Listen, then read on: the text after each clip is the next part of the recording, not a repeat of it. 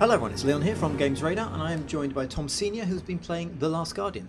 I have. First of all, is it good? I really, really loved it. I thought it was wonderful. It made me quite emotional, which is quite unusual for games. And I came away from it feeling fulfilled, as though I just had a wonderful journey with this extraordinary beast, Trico. Okay, so for people who maybe have missed its 8 years development window, just explain a little bit about what the game is, and then sort of we'll go into what it does. So you play a young boy who wakes up covered in mysterious tattoos, and a few feet away there's this huge sleeping giant, which is kind of part dog, part bird, and this is Trico.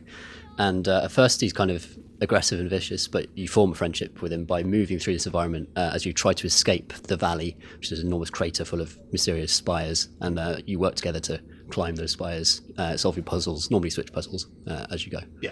And so how does the puzzle solving work? You, in your review, you talk about sort of the difference in scale between the two characters, because this thing's huge and feels huge. Yeah, it's about the size of like a couple of buses. And obviously you can go through small doorways and cracks and open up new routes for Trico. But Trico, of course, being huge and is an incredible jumper, is able to just vault these vast distances and to get you up to new places. So part of it is like using Trico as a giant moving platform himself by scrambling onto his back and jumping off onto areas. And part of it is directing him to places where he can progress further up. And he is an animal, isn't he? I mean, you're not controlling him. It's not like he's a playable character as such. You have influence. Yeah, the game's goes to great lengths to make it clear that it's not a pet. This thing is very much a wild animal, and it's feral, and you can kind of give it, as it gets used to you can give it commands by sort of gesturing. To do this, you hold down R1 and you press a direction, and you can point at things, and you can press triangle to mimic jumping, or square to mimic pushing, to get it to kind of to suggest that it might want to jump in a certain direction. And it's very much a suggestion, because Trico is very much an animal who's always trying to interpret what you're saying. Yeah. And sometimes he will get it wrong or just kind of get confused. But when you as you get used to guiding him, you get this relationship, you get better at it, and you forge this friendship over the course of about 10 or 12 hours. And do you believe this thing? I mean, I've played it, and it's the way it's animated is sort of beautifully done, but you believe it's alive, kind of, you buy into it as an animal, not the code. Absolutely, yeah. I think that's the game's greatest strength, and that's the thing that really overcomes some of the technical problems it has. And the fact that the puzzling is quite simple. It's the fact that this animal feels really alive, and they've done such an extraordinary job of kind of taking inspiration from real life animals like dogs and cats. The thing's posture and the way it's kind of whiskers wobble and the way it blinks and snarls and everything about it just really communicates its changing mood, and it's also kind of very independent of you and also quite dangerous. So it's a dangerous, wild, kind of mad dragon thing that you're kind of lucky to be around, and it really gives you the sense of respect for this creature, and that's a key part of the journey that you go on with it.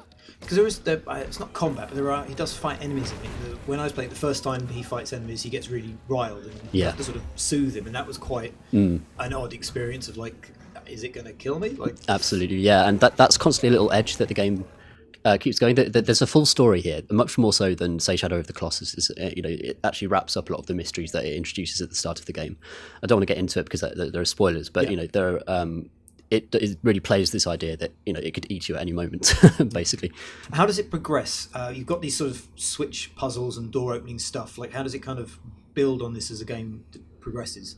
Well, you're going into increasingly dangerous areas where there are kind of, there's more peril for a start, and that kind of escalates the drama. There's also, early on, you get this shield, and you can use the shield to reflect light onto walls, and Trico's tail zaps that with lightning, so that can that's part of the puzzle progression.